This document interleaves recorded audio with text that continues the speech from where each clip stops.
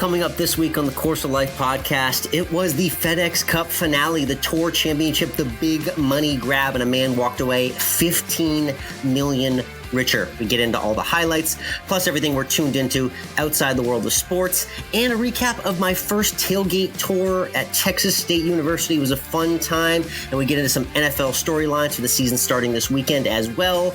This week's guest is a good one. We love talking TV news. We've got TV news reporter Dannielle Garcia from Wink News in Southwest Florida on to talk about her life reporting and everything going on in the news in Florida. Plus, we always end with food. All of it brought to you by our friends at City Bonfires. Michael, campfire season, Labor Day weekend. It's fall. It's time to break out the campfires, have the sweaters. You know, the weather cools down. Maybe you get the football game on the radio or the TV outside. And I think you want to add a city bonfire into that photo, that image I'm painting right now. It's a really cool, portable, reusable bonfire. Easy to light with a stick lighter, easy to put out. Like I said, it's super portable. Gets the job done, gives you that nice little light of fire and ambiance that you need for any outdoor event. And don't forget the s'mores kits as well that come with them. They're all made in the U.S. Check out citybonfires.com, and our promo code is COLFIRE to save 10% off. Again, promo code COLFIRE to save 10% off your City Bonfire today.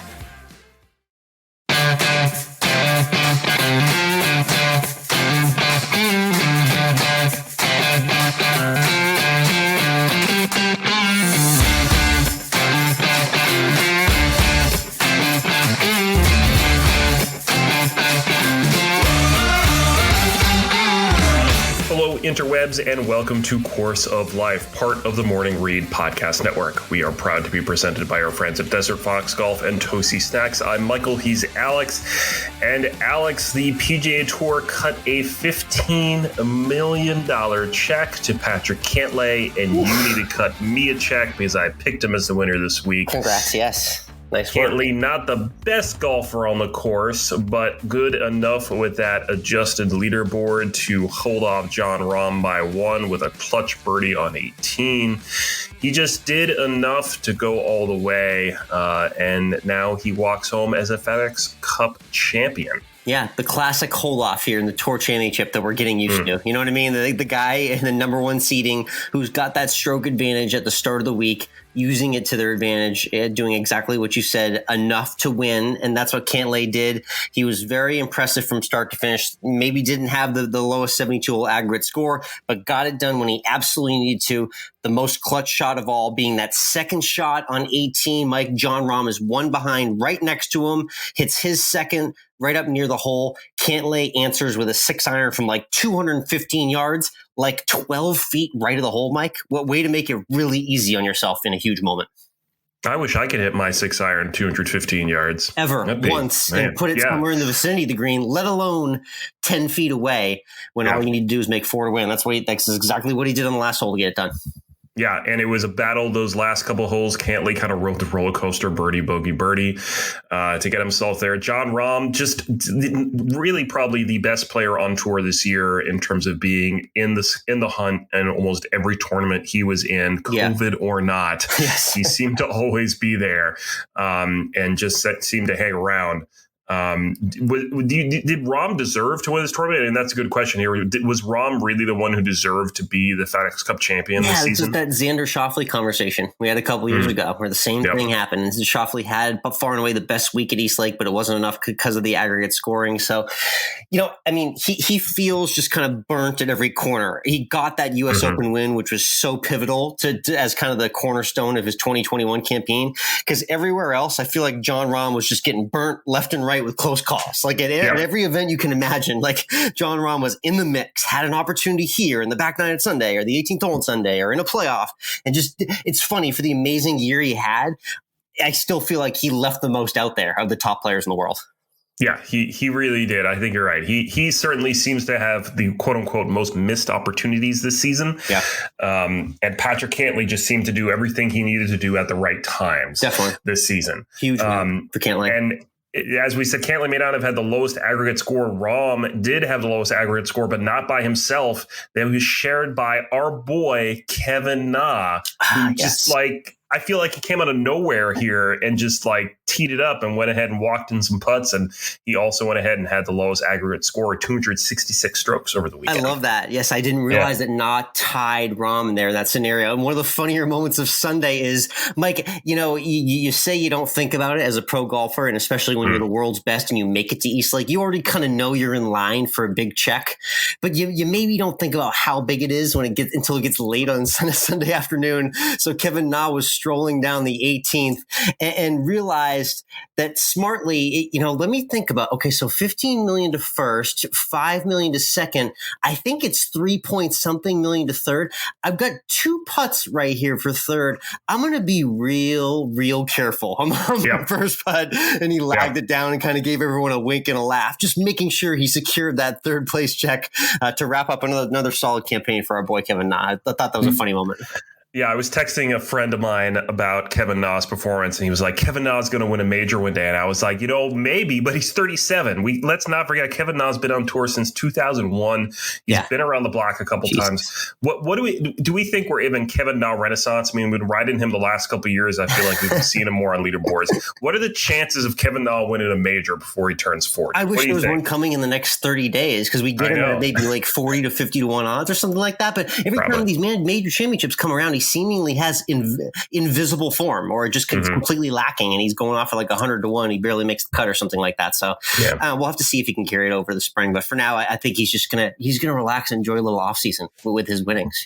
Yeah, I think now's the time to relax for the guys on tour. It's time for me to relax because I got my 4th winner of the season in Patrick Cantlay and my picks. Been a great first year doing picks on this podcast. I don't know why I didn't start this years ago. So. I'm glad you invested. You just put threw a little $20 bill my way, and we've been chipping away week by week. And you're still making out a little bit of profit on that money that we've been holding on to for a long time now. So congrats on your 4th win. I got 4 myself, and we'll keep it rolling into the fall here. Our picks are weekly on Twitter at Course of Life 1, myself, and you're at MWRINC. Let's talk about that other tournament that was going on this weekend, which has kind of eclipsed the PGA Tour this weekend. May not have been our lead, but it probably should have been. The only reason why it's not is because it's currently 4:30 on a Monday afternoon on the East Coast, and it's still happening. But the Solheim Cup is certainly just taking the golf world by storm right now. Doesn't look good for Team USA. Yes, unfortunately, we are going to make the executive decision. We're going to call it here live on our recording that unfortunately the United States came up short. So if there's some unforeseen comeback, then sorry, you're going to have to edit this in the middle of your night, Mike. But regardless, an impressive performance by Team Europe. And Leona Maguire has to be shouted out, the Solheim Cup rookie with, I think, 4.5 points in her first Solheim Cup ever. That is super gutsy for the Irish woman. And we've been saying that Lady Golf's had a fantastic year, and this has been the culmination of it with Nelly Korda's run, the Olympic gold medal leading into the Solheim Cup. Would have liked to seen the Americans come through and get that team victory with everyone kind of who was there, who'd been so great in women's golf on the American side. But I really love the vibes out of the Solheim Cup. This kind of snuck up in me on the calendar a little bit, Michael. I wanted to give it a little bit more pregame and preview than it did, but I'm glad it sat where it did on Labor Day weekend because it was a fun watch indeed.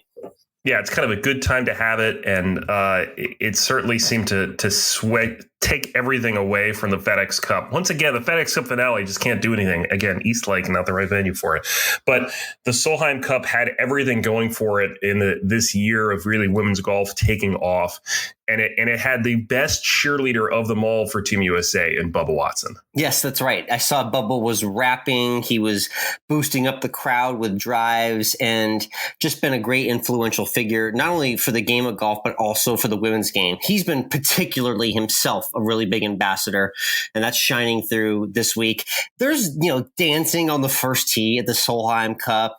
There's all sorts of great outfits and accessories going on with Team USA and Team Europe. I'm going to say it, Mike, you and I are huge Ryder Cup fans, but there's something very uniquely special about the Solheim Cup where yes, the competition is there and the level of I want to beat you and you want to beat me is absolutely there. But there's just something really fun and playful and enjoyable about the Solheim Cup with it being an intense team competition as well. Yeah, it certainly, I think this year, especially, I feel like if I had to choose one of these to go to, I'd want to go to the Solheim over the Ryder Cup. There's a little hot take. I like that. Yeah, I know. Okay. Go ahead. I like that. Yeah. And I mean, it was Inverness was a really cool venue. Danielle Kang had won there, and the first tournament's back after COVID in the LPGA last year. So it's a venue that's close to the tour as well. And it came through. Ryder Cup at Whistling Strait's going to be nice in a few weeks as well, too. That's a really cool venue. Shout out to my buddy and our mutual friend, David, who got to play there a few weeks ago, Mike. He said the wind was howling at Whistling Straits. He had some drives that almost started coming backwards at him. That's how much the wind was howling out there. So if that's any indication to what the Ryder Cup could be like in a few weeks, it could be an entertaining watch. Yeah, it's going to be interesting to see who Steve Stricker picks as his final captain's picks on Wednesday of this week, which means we're going to make some predictions. And by Wednesday, we're going to be wildly inaccurate. Yes, that's right. I wanted to throw this out there just because we already know the top 6. And by the time most of you hear this on Wednesday, Captain Stricker will have made his selections for the rest of the 12. Let's see if we can lay that 12 out. Mainly, I'm talking about who is 7 through 12 on the standings, Mike. I'm just going to run the names down for you. And I want to ask you if you're looking to maybe shuffle someone in or out on the list after the 6 that have qualified. At number 7, we got Tony Finau, 8, Xander Schauffele, 9, Jordan Spieth, 10, Harris English, 11, Patrick Reed, and 12, Daniel Berger. Is there anyone you're looking to maybe move out of there? Do you see anyone kind of supplanting into the top 12 and getting the pick from Stricker? Well, first of all, I just want to throw out there that there's a chance. I'm curious to see if Brooks Koepka is going to be on the team after withdrawing. Yeah, I don't think so. Injury. That was a wrist injury that did not look good. It was a tree limb, Mike. So he could be in doubt as well. So we might be looking down the list even further, actually. That's right. And I'm just going to throw out there that if there's one guy in this top 6 I don't want playing, it's Colin Morikawa. He really has not finished the season very strong. Let's just throw that out there too. You never know what's going to happen, but I mean, definitely we just said his name earlier, Kevin Na. How can you not pick him right now with the form he's had over the last couple of weeks? I think he needs to be on this Ryder Cup team. His performance this weekend was phenomenal in the pressure, doing the smart things, like we said on 18, knowing where he was and what he had to do. I think Kevin Na needs to be on this team, also just for his personality and walking in putts. How do you not want someone like him walking in putts? Yeah, there's a few interesting names at 18, 19, and 20, Mike. Another Kevin I'm going to bring up who we've talked about before in this role is Kevin Kisner, who won at Wyndham. He's won the Dell Match Play. He's got a phenomenal record in his one match play experience. I believe it was a President's Cup. This is a guy I would like to see as a dog out there fighting for Team USA. He'd be a great personality to bring the locker room together as well, too.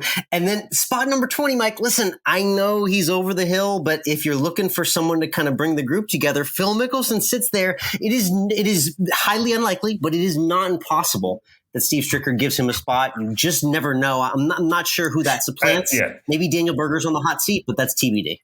I mean, I don't think Phil's going to be an assistant captain and be playing on the team. This isn't Tiger Woods here or anything like that. So that was the first thing. That was the first thing I tweeted at him when I saw that announcement. He said he was going to be assistant captain. I said, "Oh, so you're still playing too, right? You're going to be there. You're going to play too." I don't think it's happening. Of course, the one we always have been wanting to see in the Ryder Cup. I don't think it's going to happen based on his form in the second half of the season. Will Zalatoris. I mean, we just would love to see him on the Ryder Cup team. Yes, still Corn Ferry tour member. I think. I don't think he's still quite literally been handed that PGA Tour card yet, which is the stupidest storyline in golf. But nonetheless, that would have been fun to see him climb the ranks in the top 12. But I think the opportunity's passed for Zalatoris. Yeah. I mean, looking at the rest of the names on here, no one else really jumps out at me. I wish Stuart Sink was still playing well. He did really poorly at the Tour Championship this weekend.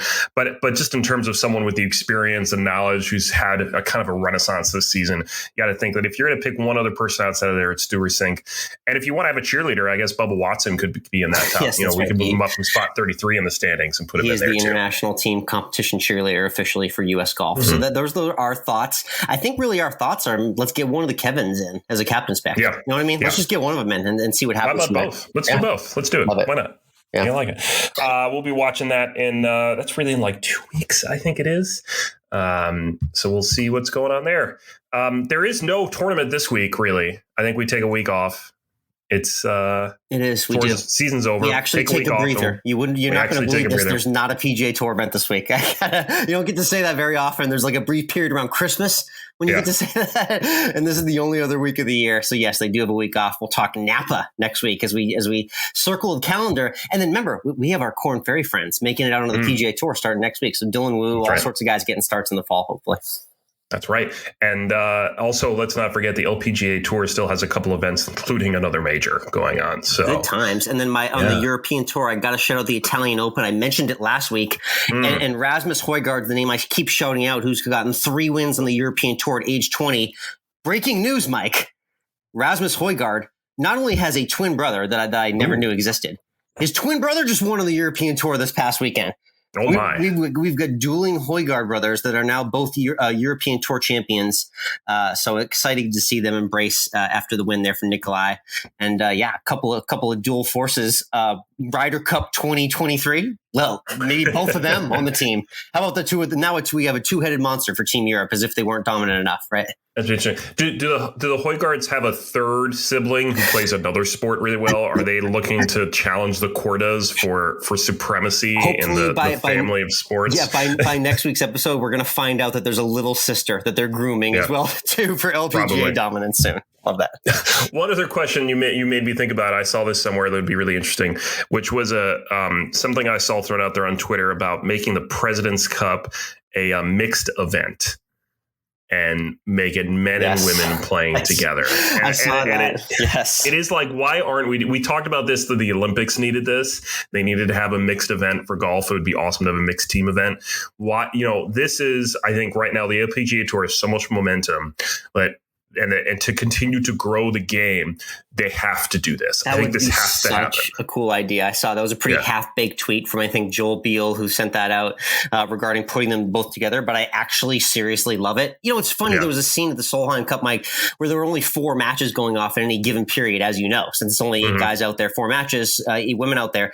And a match got to the 10th tee and the stands were completely empty, because the fans had gravitated to the other 3 matches for whatever reason. But there's room on the golf course to make that happen. Potentially have both of them going on at the same time. Fun food for thought for the future of the game. It's going to be great. We'll keep an eye on all of it. And our picks will not be up on Wednesday, so don't look for them. It's not going to happen. That's right. No picks. Correct. Let's switch over to Tuned In, though, where we share what we're tuning into outside of the world of sports. I know some new music dropped for you, and you're all over that right now. Yes, I am. I'm pulling out my phone because I'm going to tell you about the hip new reference that Drake made to the PGA Tour and golf. That's right. Like rapper Drake came out with the highly anticipated album this past week, dropped it with a lot of enthusiasm, and I was shocked to see that he had a Tiger Woods reference in there. I'll read you the lyric in the moment where golf has never sounded cooler in our entire existence. The exact Drake lyric was, "Think I'm Tiger Woods the way I'm teed off of 17." Like that. Nice little TPC Sawgrass reference there. Second line, "And pockets on whatever, jeans forever green." Now, I don't entirely get that line, but I know he was going for just green. I don't know if he was going for green jacket or green of a golf course. Regardless, I'm just happy that Drake shouted out Tiger Woods in the 17th hole at TPC Sawgrass. Not something I ever thought I would say. Yeah. It's good, though. It was fun. It was fun to see the Drake PGA Tour shout out. Good album. Enjoyed listening to it. Never really been a huge Drake fan, but this is a good kind of R&B listen. If you're in my age bracket and you kind of like the older hip hop stuff from maybe 10, 20 years ago, you'll definitely want to listen to Drake's recent release as well. There we go.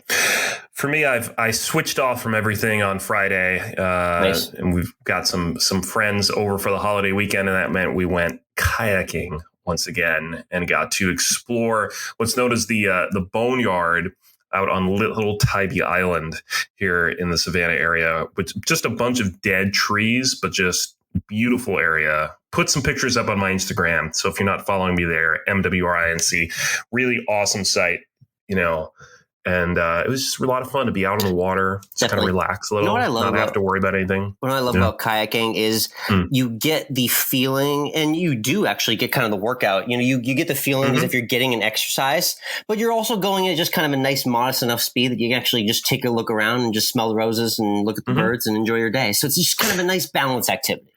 That said, it was some very rough seas out there. Oh man, you had some chop out there? It was a lot of chop. Waves are coming over the sides of the kayak. It was a little crazy. But still, it was just fine. I'm getting the hang of it. It's fine. Good stuff. Awesome. Let's get into this week's featured guest. Yes. Alex, both of us have a background in TV news production from our time at Quinnipiac.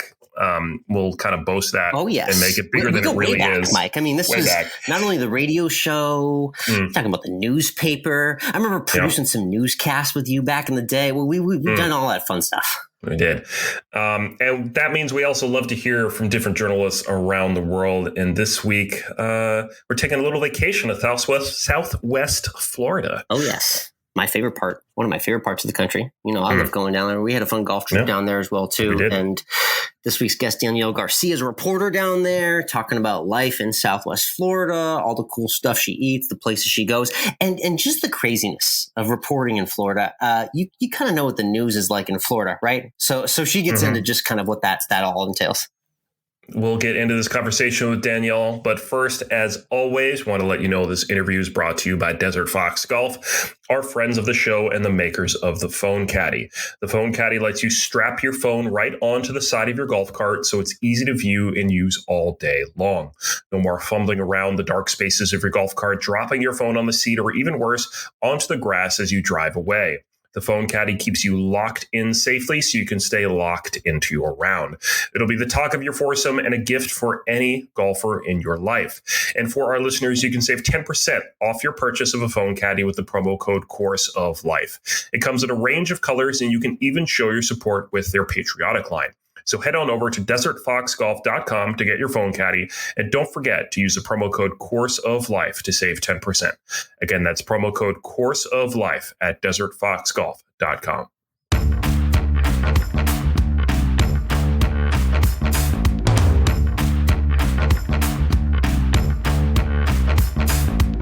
Next up, we love to have different media personalities from our world join the podcast. And it's no secret that I love vacationing and spending time in Southwest Florida. Next up, we have a news reporter for Wink TV, the CBS affiliate in Fort Myers, Florida, who covers it all down there. It's Dannielle Garcia joining us on the Course of Life. Dannielle, how are you doing tonight? I'm great. Thank you so much for having me. This is fun. Definitely. Yeah. I did a lot of research on your background. I know obviously seeing you on winknews.com every day, anyone can stream the news broadcast and see where you report around Southwest Florida. But one thing that you and I have in common is we both spent a little bit of time working for ESPN. Was it at the Bristol, Connecticut campus where you were? Because I spent about a year myself there. Yes. I was in Bristol. I was a summer intern my junior year going into senior year of college.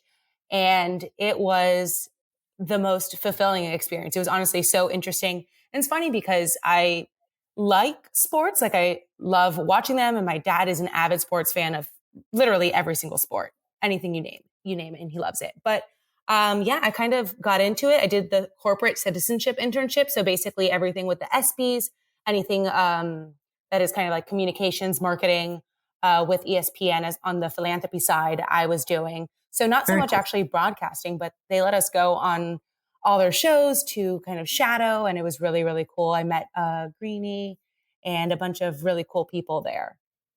Nice. So did you get the itch there or did you kind of have it in your mind before, taking that role or that internship that you wanted to do something in broadcasting? At what point did that kind of form for you?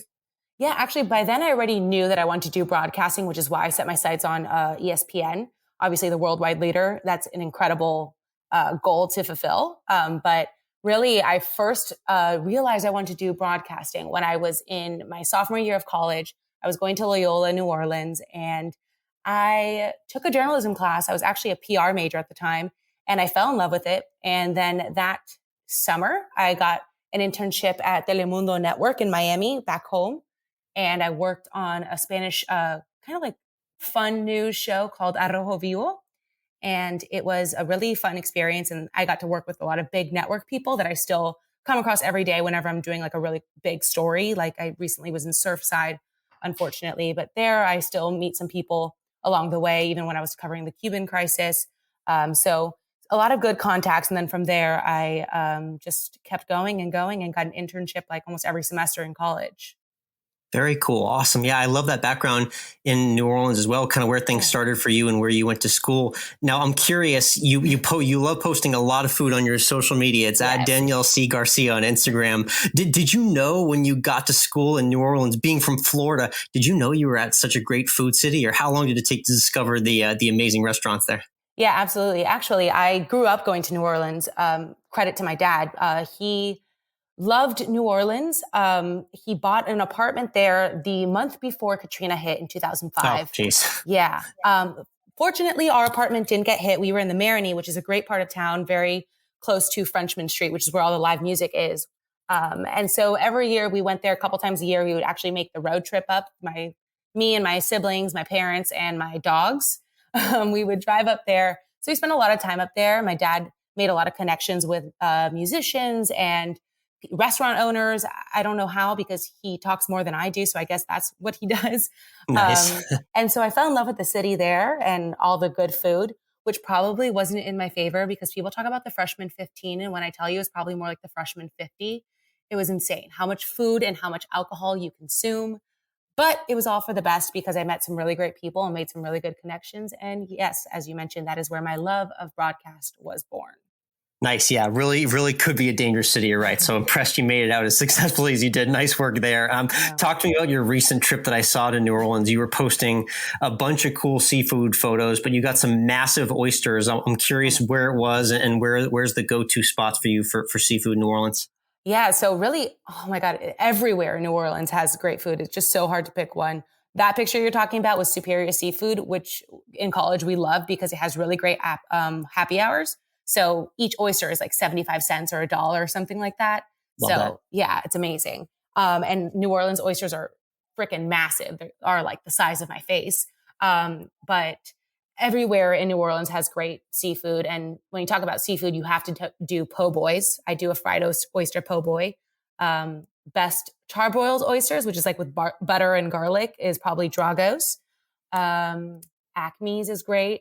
I really just like love all food. So I can sit here and talk about food for hours. Absolutely. And speaking of Acme, they did create one. It's not quite the same. They have a Houston, Texas location, which I was able to get to a few weeks ago and had those char-grilled oysters. It's totally worth it. Worth every single penny. That's a great dish too. And one other thing that I noticed seafood wise that you posted was crawfish. Now, this is something that was a foreign concept to me completely. We were growing up in New England, but when I moved to Texas, I quickly learned that crawfish boils were a big thing down here. I learned how to twist them, snap the head, that whole thing. I'm curious, what's your skill level with unearthing the meat on those crawfish? Well, actually pretty great because like I said, I grew up going there, but also my dad fell in love with it so much that he would literally order live crawfish from New Orleans, learned how to boil them himself, and would hold crawfish boils at either our house or growing up. He also had like a music club venue in Miami, which is where I'm from. And so we would have a lot of those. And then obviously I went to school in New Orleans and we had crawfish boils. I probably had crawfish boils once a week. And then after New Orleans, awesome. I know. And then after New Orleans, I worked in Lafayette for 2 years, which is 2 hours west of New Orleans. And talk about good crawfish. It is even better than New Orleans. And I know I'm going to have people from New Orleans coming at my neck, but it is so good. And most of the crawfish farmers are actually in that neck of the woods, which is like Acadiana. So I'm pretty fast. However, my stepsisters who are from New Orleans, even faster. They are absolute beasts. One of them can probably take off a crawfish head and eat it in like 0.2 seconds. That's impressive. Yeah. I feel like I would love to spend some time with your dad. He sounds like an absolute treat. And he's a crawfish boss as well, too. That's good to know. So he sounds like great company indeed. Obviously, a great man to teach you the legends of how to take the crawfish apart correctly. In Florida, now where you are, I know there's a lot of seafood as well too. When I go there on vacation, I love having lots of different crab dishes and conch fritters. The stone crabs are a fun seasonal delicacy I've had a few times before. What are your favorite things now to eat now that you're in Florida full time? Scallops are my absolute fave. And I know that's pricier, but I will splurge any day of the week for scallops. I also love cod, which is not really like a Southern thing, but also get that a lot. And let's see. I love all whitefish. I don't know. There's so much yellowtail, which is always good and fresh here. And I'm actually going to a seafood restaurant like tomorrow that's on Fort Myers Beach. That's really good. I forget the name of it, but it's near Marine Max. Oh, and they have the best. It's like make your own fish dish, and it's really cool. But I eat it all. I eat shrimp. There's just so much good seafood. And that's where I think I've like just like kept on gravitating towards like seafood places. Like when I was in Connecticut, being in a landlocked area where I was in Bristol was very hard because like, the struggle is real out there. If you're looking for great seafood, I'm not going to lie. Yeah, you got to get real close to the coast near Boston where I grew up to get the good stuff. And you know that too. I know. And I'm actually a pescatarian, so I don't eat meat. So, and it's not a vegetarian because I eat seafood. It's something I've been doing since I was like 12 years old. But so being in that part was very hard because all it is like barbecue and animals that I can't eat. Yeah, you've put yourself in some good positions, though, with New Orleans and Florida now. So nice work on that. Works perfectly for the lifestyle. I love it. So yeah, like I mentioned, home base is Fort Myers, Southwest Florida. Talk to me about the experience so far at Wink News for yourself. I know you bounced around, but they've been there for the last year or two now. And obviously, you mentioned has it closer to your family. Your father inspired you to kind of get into broadcasting as it is. So what's it been like to kind of be back in Florida the last year or two closer to your family now? Yeah, honestly, it's been a lifesaver being here. Really, I love Southwest Florida for the beaches. Funny because in Miami, where I grew up, I rarely went to any Miami beaches. It was always, we would come to Marco Island in Southwest Florida, or we would come to Sarasota. Yes, my favorite spot. Exactly. So we would never really go anywhere in the beach in Miami. And so here I go to the beach like every weekend, and that's why I love it. But also, yeah, like you hit it on the nose, was being close to family. Unfortunately, my father, as great as he was, passed away 2 years ago. And so I came close to be closer to him. And that has been great, just being able to pick up and go 2 hours west to Miami and, just be with some family whenever I need it most, which is really great. That's awesome. Yeah. Very cool. Awesome. I'm definitely going to touch on more of the time you spend with your family as well, too. And we'll talk beach a little bit later. But I want to talk first about what you cover on a daily basis in Southwest Florida, because it's a lot. You have a lot to deal with for people who don't know or who aren't turned into the region. But first and foremost, we have to talk about covering the storms. There are some crazy hurricanes that have been all over Southwest Florida in your tenure here at Wink News, and you've had a chance to be right on the front lines of many of them. Put us in your shoes. We're watching you on TV, wondering how these reporters get through these crazy stand-ups in the middle of a hurricane. What's it like in your shoes covering those storms? Man, yeah. We always say, you talk about, I put myself in a good position for food. Well, I also put myself in a good position for hurricanes, Louisiana, yes. Florida, both. But here, when people watch TV, they don't realize how much we go through. We're we have to be plugged into on our phones and to be able to like talk back to the booth, but our phones can't get wet. So we have to like have them in our pocket, but then when you take them out and you go to touch it, it doesn't work. And then you can't get your camera equipment wet. And then you're there in the flood water and you're telling people don't go out on the road, but we're there out on the road trying to tell people what's going on outside. It's pretty insane. I would say that the craziest one I actually covered in recent memory is Ada, which is funny because a lot of people kind of forget about it. But Ada wasn't supposed to be that big of a storm, but it had a really bad flooding impact after. And I went live like 13 times in the course of like 12 hours or 11 hours. And I just had water to my thighs and went home and my fingers and toes were raisins and the wind was just whipping me in the face. And usually we don't like to go live out in storms on a normal day. But of course, when it's storm coverage, you're only there to go live in storms. So it's a big struggle because technology, you have to keep it safe because it's very expensive, but you also need to do your job, which is deliver the news, deliver the facts, and tell people what's going on to keep them safe. So it's a really important job. And I think that covering a storm is one of the best experiences for me, honestly, because you get so close to your community and so many people appreciate your job at that point. A couple of weeks later, they might forget about that, but it's always really nice, despite all the hardships you see and you witness, but being able to help someone, rescue an animal or be there to help them reunite with family. I was there in Louisiana when Harvey hit Texas. And one of the most emotional things was being at the reunion center and being there with a mother who couldn't find her kids and finally being there when she did. So yeah, it's a big experience and it's a heavy weight to hold, but it's interesting time. It is, to say the least. Yeah. So you came into Wink a couple of years ago, and obviously our world got kind of flipped upside down in the spring of 2020. Talk to me about what it's been like, reporting. Obviously, you've been on the front lines of these storms that have been going on during a pandemic as well, the last year and a half, and how your job evolved in the last year and a half, maybe what it's taught you about being a reporter. Yeah, honestly, I'm so thankful we haven't had a major hurricane hit while we've been in lockdowns, like in my area, because I don't know what on earth we would do. But everyone always says, COVID is very, very important and you have to be safe. But when a hurricane hits, precautions kind of come second at that point because safety and getting someone out of a flood is the priority. But thankfully, we haven't had to deal with that. But honestly, COVID, just taking it outside of hurricane season, has been flipping our world upside down. We do television news. So we get people on the air in person. We interview them. Here, we've had to do everything on Zoom, just like everybody else. And unfortunately, the environment has become pretty hostile. At one county meeting or a school board meeting, I know I wasn't there, but one of our coworkers, they had to have security. We've had to have security come to our station once before. So it's gotten a little hostile, but I mean, yes. Just reporting on COVID period has been really sad and emotional and mentally exhausting. I know everybody watching is mentally exhausted, so you can only imagine being the person having to be the bearer of bad news every single day.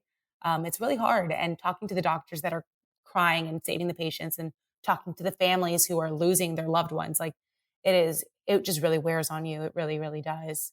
But definitely, we keep but we can definitely tell, and through the broadcast, your resilience is shining through.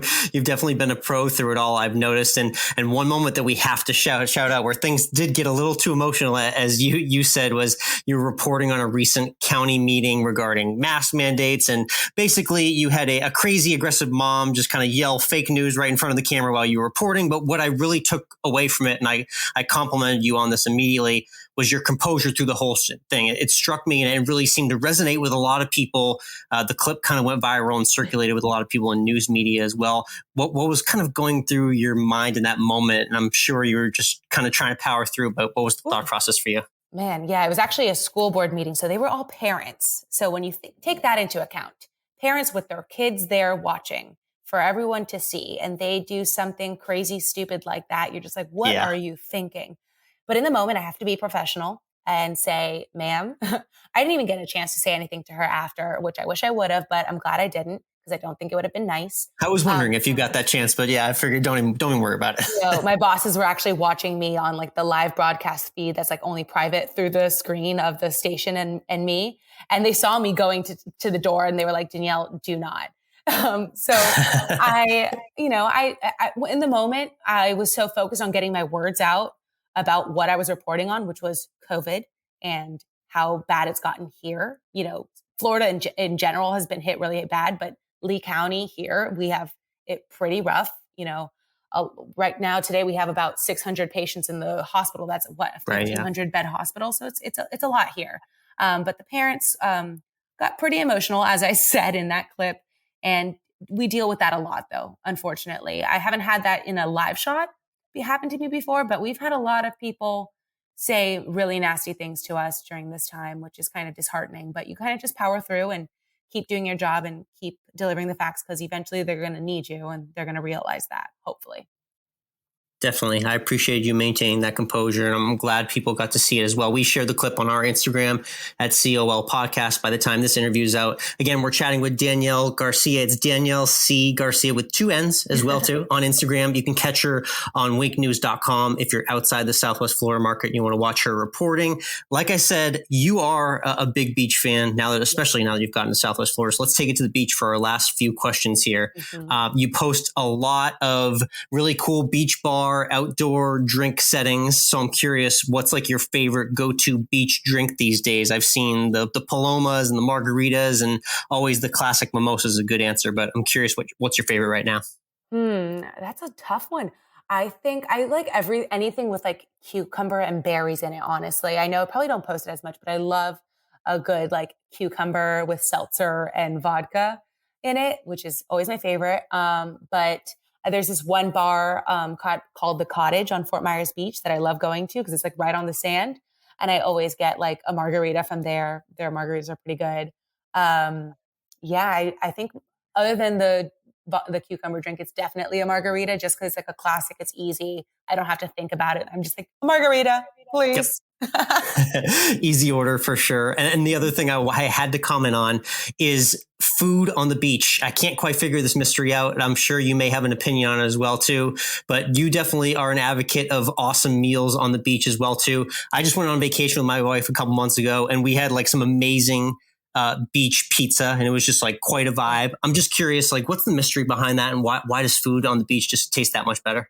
It's just like the view and you're in this like great mood. And so like, I think just like your elevated like vibe is just everything you eat on the beach is always good. Unless you go to like the trashiest restaurant, but like for the most part, everything is so good. Like a good conch fritter, like you said, chef's kiss, my favorite. Yes. Love a good conch fritter.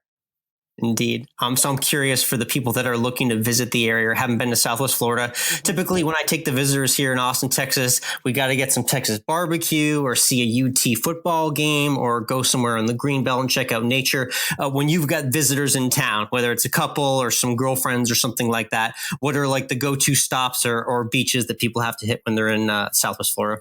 So absolutely. I would love to take them to Sanibel Beach because that is the most serene, beautiful spot for shelling. I also love Marco Island. But that's a little bit more of a trek away from Fort Myers. We have so many good beaches, but I would say Sanibel definitely is my favorite. And then I like to take people to the Luminary Hotel downtown in Fort Myers. That's new. They have a great rooftop bar and great drinks there. Nice. Let's see. There's just so many. Love a good rooftop bar. I know. It's like one of our first ones here, honestly. Everything is just very low here. I don't know why, but there's like not really any high rises. So we don't really have a lot of rooftops here. But those are my favorites. Those are definitely my go-tos. I'd have to think a little bit more on where else I take people. No, that's definitely a good array for sure. I'm excited to get back there soon. Oh, yeah. I know for the golfers out there, I interviewed the general manager at Pop Stroke, which is a really cool like mini golf fused bar restaurant concept in Fort Myers, which is a fun place to check out as well too. So there's lots to check out in Southwest Florida, and we're definitely looking forward to checking out your reporting on Winged News. Again, Dannielle Garcia, thank you so much for hopping on the Course of Life with us, and look forward to seeing more of your stories as well. Thank you so much for having me. And I'm sure your listeners will be super happy to hear that our Topgolf is also opening up soon. I drive by it every day and they've made so much progress. I think they're opening up this fall. So that's going to be really fun. I'm very excited for that because you don't have to be a good golfer for that, which is good. Exactly. That's a great time. Always love a good Topgolf night. Cheers, Dannielle. All right. Thank you so much.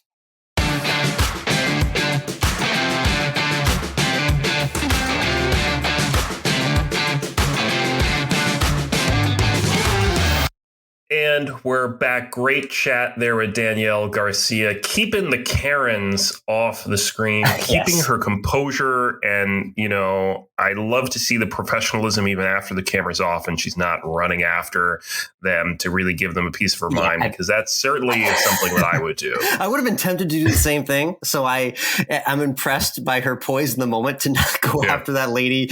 We'll post that clip on our Instagram at COL Podcast. I'm at Course of Life Alex and you're at MWRI. And see if you want to see more clips from Dannielle as well this week. But that was funny to hear her document that. Yeah, always a fun time reporting in Florida. You never know what you're quite in for, whether it's a Karen or a COVID headline or a hurricane hitting your face as well too. So she really covers the full gamut out there. But it was cool to go on that little vacation, little food trip as well too to New Orleans, which was fun to talk Cajun food. But yeah, I'm looking forward to get down to Florida as well too. So I'll see her on Wink News myself. But thanks to Dannielle for being on. We're going to have to do a Course of Life field trip sometime soon. Yes, it's in the cards. It's in the cards.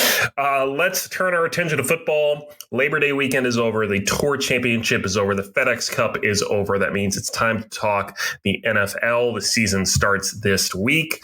And for your Patriots, Alex, That means everything we talked about on Monday about this being who's it going to be, Cam Newton or Mac Jones, is over because Tuesday morning, Cam Newton was cut. Like, what? Are you serious? That blew my mind. Of course, that goes with our never-ending streak of huge news dropping on Tuesday morning after we've recorded, but before our episode's released. It's just a finite window in the week, and of course, that's when the biggest news drops. But Mac Jones, indeed, given the starting job as a rookie right out of the gate. So the era begins. I just breathed a huge sigh of relief. I'm ready to roll, put the kid in. It tells me that Bill has some real supreme confidence in this kid. And Cam Newton just, with the COVID distractions and him being unvaccinated and him not knowing the playbook as well as Mac and just kind of taking a really lackadaisical approach to everything this summer, it led me to believe that Bill was like, listen, I need a guy that I know is going to be reliable and available and ready to go. And he went with the kid. It was crazy. Yeah, and I don't think it's a bad decision if you're going to go with Mac Jones to just cut Cam Newton, get him out of there, and get that distraction gone from. Oh, dude, him as a backup. Can you imagine him being a backup? He would be the least supportive backup in the history of the NFL. Yeah, be the worst. But let's get to our NFL headlines. We like to preview these every year as we head into the season starting this weekend. First, I'm going to make fun of myself because I hopped on here in the NFL preview with my buddy Anthony last year, and my bold take, Mike, for 2020 was the Tampa Bay Bucks would suck. Tom Brady would not be a fit. They would go 7-9 and miss the playoffs. Yeah. How did that work out for me? Not very well. I believe the Tampa Bay Buccaneers with Tom Brady as their quarterback won a Super Bowl and are poised to win another one again this year with the entire team returning. They're in the driver's seat to win another one potentially, Mike. Yes. They really are. 44-year-old Tom Brady is going to get that seventh ring Thursday night. How about them apples? Huh? I think he wants more rings than he has fingers. So at this point, the best solution to get him to stop winning is to cut off some fingers. Love that. So Tom Brady marches on. I'll give you a little hypothetical that I want to talk about. You can either take 4 teams, Mike, to win it all this year, or you can take the field and the rest of the league. I'm giving you 4 teams. Do you think the champion will come out of maybe Buffalo with Josh Allen, the Chiefs with Patrick Mahomes, Brady and the Bucks, or Aaron Rodgers and the Green Bay Packers? Do you think one of those 4 teams can get it done, or are we going to see a surprise champion this year? I don't think Aaron Rodgers is going to get it done. He's one of the most frustrated quarterbacks in the league that has a team because, Cam Newton is probably the second most frustrated quarterback. And he doesn't have one anymore. So, but of those other 3 teams, I like their chances. So I'm going to go ahead and take those 4. Yeah, it's going to be hard to bet against either Brady or Mahomes coming out of their conference, respectively. I'm not sure how I feel about the Bills. I will say that's the bold take I'm going to put down on pen and paper right now for the season. Is I agree with you. We can tell Aaron Rodgers is frustrated, and it's not really such a bold take, but I think the Packers are going to be a mess this year. A lot of people just assume that they're going to walk to 10, 11, 12 wins just because of who's at their quarterback, but there's a lot of stuff going on behind the scenes right now in that organization that bothers me tremendously. I don't think the Packers are even making the postseason this year. I'm looking at maybe an 8-9 win, 500 team-ish. So that's definitely my bold take for the year. I don't know if you have any thoughts on your Giants at all. I mean, you're in such a weird limbo with Daniel Jones now as we enter year 3. But I mean, do you hold out any hope for the beginning of the season? Usually I can get a few weeks out of hope for you before you start tanking things. But where do you sit as we head into the new year? Hope is such an interesting word. Yeah. It really encapsulates a lot of different feelings, none of which I'm currently holding for my Giants. All right, there you go. So 4-13, maybe 5-12 it is. I think that's your. I'm going for first pick in the draft. That's what I'm going for right now. Remember we're playing 17 games now, extra long season. That's even worse. Yeah, 17 games. And we've been highlighting the Cowboys and Hard Knocks. Let's talk about last week's episode a little bit too. I want to talk about their season in general, but a couple of funny notes from this past week's Hard Knocks.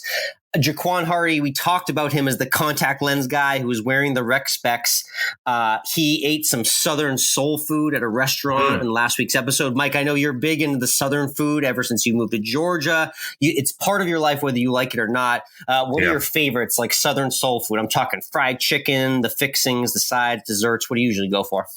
I haven't done a lot of fried chicken, kind of in general, but shrimp and grits. There's just something special about shrimp and grits. Yeah, there really is. That's a good call. I did not see that on their spread specifically, but that was good to see. I love that food. And then the other shout out I got to do is Jerry Jones. We famously documented him putting salt on his McGriddle sandwich. Okay. Yeah. So not only is Jerry Jones a billionaire that puts salt on his McGriddle sandwiches, he also confessed last week, Mike, that he goes to Whataburger, not himself. He has his assistant go and get it for him.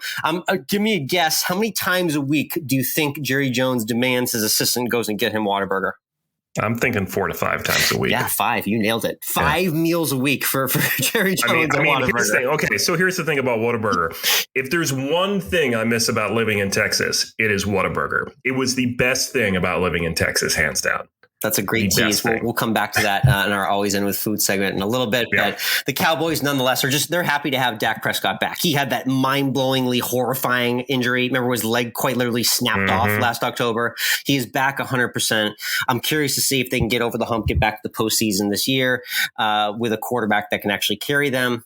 So that's what we're looking forward to this year in the NFL. Just want to touch on some quick storylines, but it all gets going Thursday night with those Cowboys and the Tampa Bay Buccaneers and defending Super Bowl champion Tom Brady at age 44. Well, what a world. Yeah. It'll be great. What also was great, this was past weekend because you started your Texas Tailgate Tour at Texas State and Baylor playing, and you had some press passes. Had some great shots from on the field at the ends of the end zone there. It looked great. Yeah. So on a scale of 1 to 10, 1 being the worst football experience of all time, 10 being you just watched the Patriots win the Super Bowl and you stormed the field. How did this rate in terms of football experience? I'm going to give it a 9. I'm going to take 0.5. Away. I'm going to take 0.5 away because the Texas State Bobcats could not pull out the win. They came damn close. They covered the spread, thankfully, so I appreciate that. And I'm going to take 0.5 away only because I didn't quite find that massive smoking barbecue pit that I was looking to find pregame. I took a lap around the stadium. There was some awesome partying, a really great tailgate scene. There was a lot of different food out there, but I didn't quite find that beck and call barbecue smoking pit that I wanted to. Nonetheless, that's a really cool experience at Texas State. I know you can appreciate this knowing schools like Georgia Southern and places that you've seen over your day going to different smaller colleges. It's fun to be at a smaller school and be at that environment where, you can really feel that this fan base absolutely cares about their local team. Not something you quite get at a bigger school or a big time program. That really was appreciated. That shined through. So shout out to my friends at Texas State Athletics for giving us that access too. It was cool to be on the field and get that perspective. And you can check your Instagram, Alex, to see everything you did there, Course of Life.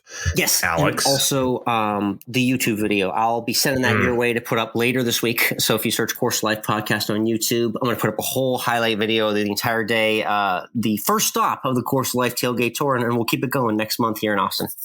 It's going to be great. But for now, let's hashtag AlwaysEndWithFood. Yes, brought to you by our friends at Toasty Bites, makers of the Toasty Super Bites. I love them. It's my 9th, 10th tee snack every single round I go out on the course. Not just great for golfers, too. Anyone who works out just needs a quick energy boost or any sort of healthy snack to get them through their day. Our promo code is COL20 for 20% off, or you can head to toasty.com/COL. You mentioned it. You miss Whataburger. You mentioned so much. You mentioned this a lot too. You really do harp on this. How much you love that place. So actually, when I left Texas, my coworkers got me a Whataburger gift bag. It was a Whataburger shopping bag, 2 bottles of Whataburger ketchup. They're original and they're spicy. A Whataburger t-shirt was in there as well. I still use that shopping bag. T-shirt's a little tight on me, and I obviously used up all the ketchup already. That went pretty fast. I know what I'm sending you for your birthday. This is exciting. Oh yes! Wow! I'm so excited now.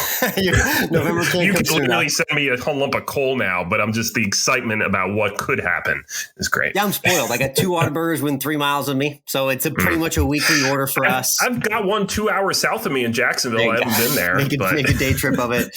But I got something I hadn't gotten in a while. I messed around with all sorts of burger and chicken sandwich concoctions, but I know you're a patty melt guy, and I hadn't got the Whataburger patty melt in years. Good. Oh, it's good. It's worth it. It is good. If you ever get to Whataburger, you can go a little bit askew off the traditional burger and go for the patty melt. When I came out for your wedding a couple years ago, with my freshman year roommate Doug. Yes. Go Doug. Right. We were leaving the airport. And it was like, it was lunchtime. It was like, we're hungry. We're going to go to lunch. I'm like, do you care where we go? He's like, no. I was like, good, because we're going to Whataburger. And we immediately went to Whataburger. He had his first Whataburger experience. Oh, that's nice. You gave that to him. So, that's a great moment there. Everyone needs to experience Whataburger. Good stuff. What was your food item of the week here? So as I said earlier, we got some friends spending the weekend, and that means we can bake something a little more extravagant because there are going to be people there to eat it with us. So the wife made a blackberry and apple butter pie bar. Wow. Blackberry and apple butter. How do those? I don't think I've quite eaten a berry and apple dessert before. Yeah. How do those flavors combine? This was fantastic. It's phenomenal. It is now. It's going to be what we make for Thanksgiving as well. You know what? That does have very Thanksgiving vibes as well too. The blackberries may be a little too summery, a little berry summery. Yeah. Switch the berry out there. Okay. Yeah. That's something to note down for November. Love that. Good stuff. That's #AlwaysEndWithFood. Again, thank you to everyone for joining, not only listening here at Course of Life, but check out the Always End With Food podcast as well. It's Always End With Food Pod on Instagram. Thanks everyone for tuning in. We'll be back next week.